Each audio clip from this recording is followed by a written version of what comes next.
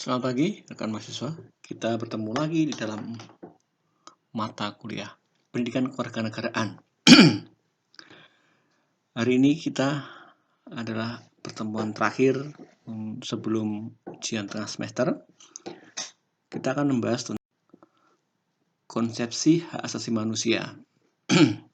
Dalam pertemuan kali ini ada 5 hal yang akan kita bahas bersama-sama. Nanti saya akan menyampaikan tentang tujuan pembelajaran. Yang pertama adalah memahami pengertian hak asasi manusia. Kemudian yang kedua adalah memahami ciri-ciri hak asasi manusia. Yang ketiga, memahami tentang perkembangan hak asasi manusia di dunia dan juga di Indonesia. Keempat adalah memahami lembaga penegak HAM di Indonesia dan macam-macam pelanggaran HAM. Dan yang kelima adalah memahami pentingnya pendidikan hak asasi manusia. Nah, itulah 5 materi yang akan kita bahas bersama-sama hari ini. Saya akan menyampaikan sedikit pengantar saja di dalam slide ini, nanti kita akan lebih berbanyak dalam diskusi. Sekarang masuk yang pertama adalah pengertian tentang hak asasi manusia. Mungkin teman-teman semua sudah sering dengar ya kata hak asasi manusia atau biasa disingkat dengan HAM.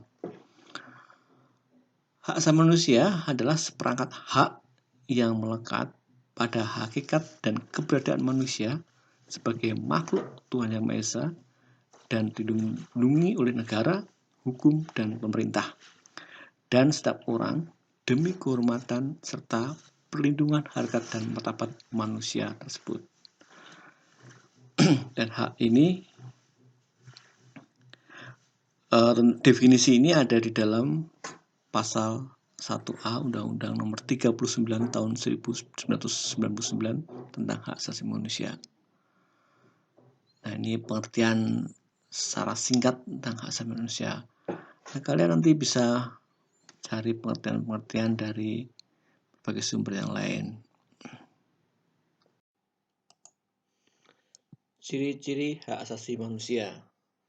Yang pertama, kodrati. Kodrati itu artinya bahwa HAM tidak perlu diberikan, tidak perlu dibeli dan diwarisi. Jadi HAM itu adalah bagian dari manusia secara otomatis yang diberikan oleh Tuhan Yang Maha Esa sejak masih di dalam kandungan sampai nanti dia meninggal dunia.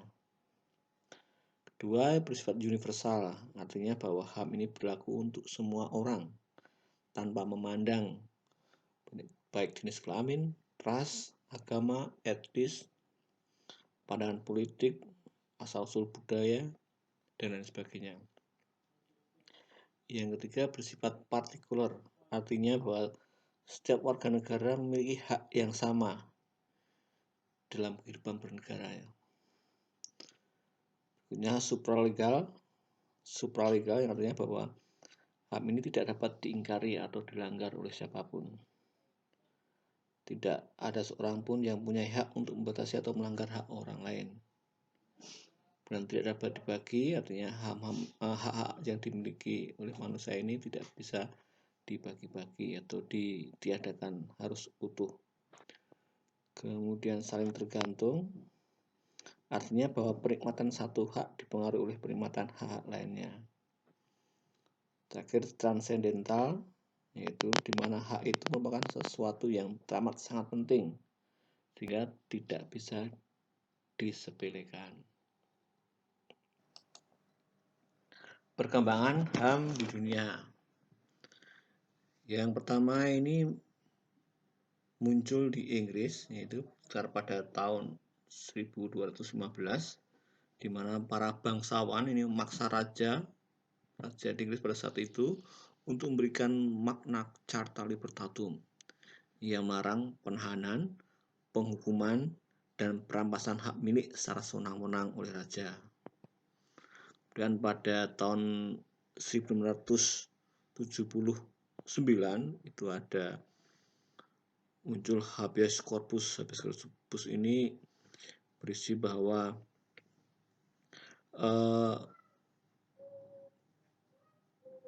raja ini, seseorang yang ditahan ini harus dihadapkan dalam waktu 3 hari kepada seorang hakim dan diberitahu atas tuduhan apa yang ditahan. Dengan dokumen ini bahwa masyarakat di Inggris tidak bisa ditahan atau dipenjara dengan tanpa alasan. Kemudian masih di Inggris pada tahun 1689 muncul yang namanya Bill of Rights. Akta ini berisikan pembatasan kekuasaan raja yang masih tergolong absolut. Ya, lagi-lagi yang berusaha memperjuangkan dikeluarkan akta Bill of Rights ini adalah golongan bangsawan. Mereka meminta raja tidak dikebalkan atas hukum. Memang juga raja ini ada sangat mungkin melakukan kesalahan karena beliau atau raja hanyalah manusia biasa juga. Kemudian di Amerika Serikat hak asasi manusia muncul sekitar tahun 1789. Ini pada tahun tersebut Amerika Serikat memasuki aturan HAM yang bersumber dari pendapat filsuf terkenal di atas ke dalam undang-undang dasar negaranya. Ya. Jadi deklarasi HAM di Amerika dikenal dengan nama The American Declaration of Independence.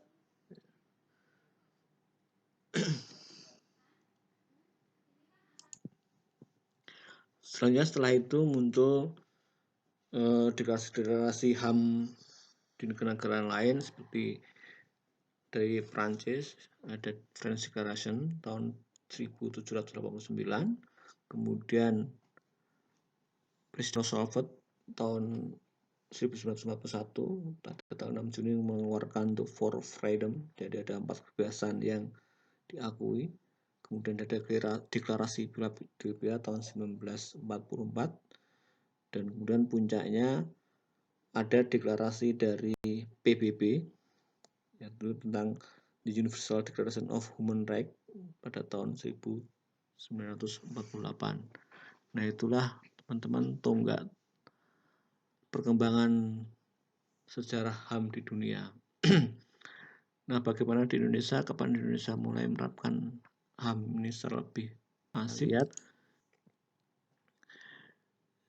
di perkembangan HAM di Indonesia.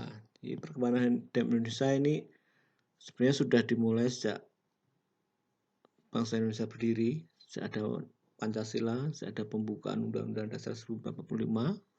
Di sana sudah dimasukkan pasal-pasal yang mengatur tentang perlindungan akan hak asasi manusia. Kemudian baru pada tahun 1999 dan tahun 2000 tentang HAM ini dimunculkan secara khusus, yaitu dari banyak undang-undang tahun 39 tentang HAM dan undang-undang tahun nomor 26 tahun 2000 tentang pengadilan HAM. Nah, HAM di Indonesia yang dijamin itu kurang lebih ada 10. Ini sesuai yang di dalam undang-undang nomor 39 tahun 99 tentang HAM. Jadi mencatat 10 hak asasi yang dijamin oleh undang-undang tersebut. Yang pertama adalah hak untuk hidup, hak untuk berkeluarga dan melanjutkan keturunan, hak untuk mengembangkan diri, hak untuk memperoleh keadilan, hak atas kebebasan pribadi, hak atas rasa aman, hak atas kesejahteraan, hak turut serta dalam pemerintahan, hak wanita, dan hak anak-anak. Nah, ini perkembangan HAM di Indonesia. Kita lihat lembaga penegakan HAM yang ada di Indonesia. Ini ada 2 lembaga, yaitu adalah Komisi Nasional atau Komnas HAM dan juga Pengadilan HAM. Nah, Komnas HAM ini dia adalah lembaga yang mandiri yang mempunyai kedudukan setingkat dengan lembaga negara lainnya, yang mempunyai fungsi untuk melaksanakan pengkajian, penelitian, penyuluhan, pemantauan, dan mediasi hak asasi manusia. Sedangkan pengadilan HAM ini adalah pengadilan hak asasi manusia yang bisa disebut sebagai pengadilan HAM. Ini adalah pengadilan khusus terhadap pelanggaran hak asasi manusia yang berat. Ya, jadi pelanggaran hak asasi manusia yang berat saja yang akan dilakukan pengadilan HAM ini. Pengadilan hak asasi manusia merupakan salah satu pengadilan khusus yang berada di dalam lingkungan peradilan umum. Yang selanjutnya kita bahas apa sih yang akan dimaksud dengan pelanggaran berat di sini. Nah, di dalam Undang-Undang Nomor 26 Tahun 2000 tentang pengadilan HAM ini, yang dimaksud dengan pelanggaran HAM berat itu adalah ada dua pelanggaran, yaitu pelanggaran kejahatan genosida dan kejahatan kemanusiaan. Kejahatan genosida ini adalah perbuatan yang dilakukan dengan maksud untuk menghancurkan atau memusnahkan seluruh atau sebagian kelompok bangsa, ras, kelompok etnis, dan kelompok agama. Yang kedua adalah kejahatan kemanusiaan. Itu adalah satu perbuatan yang dilakukan sebagai bagian dari serangan yang meluas dan sistematik yang diketahui bahwa serangan tersebut ditujukan secara langsung terhadap penduduk sipil. Nah, ini yang dikategorikan sebagai pelanggaran HAM berat. Ada dua kejahatan ya. Nah, terakhir kita akan bahas bagaimana kita akan mengembangkan pendidikan hak asasi manusia ini. Pendidikan HAM ini secara sederhana dapat diartikan sebagai mendidik setiap individu untuk dapat memperjuangkan hak-haknya sekaligus untuk dapat menghargai hak-hak orang lain.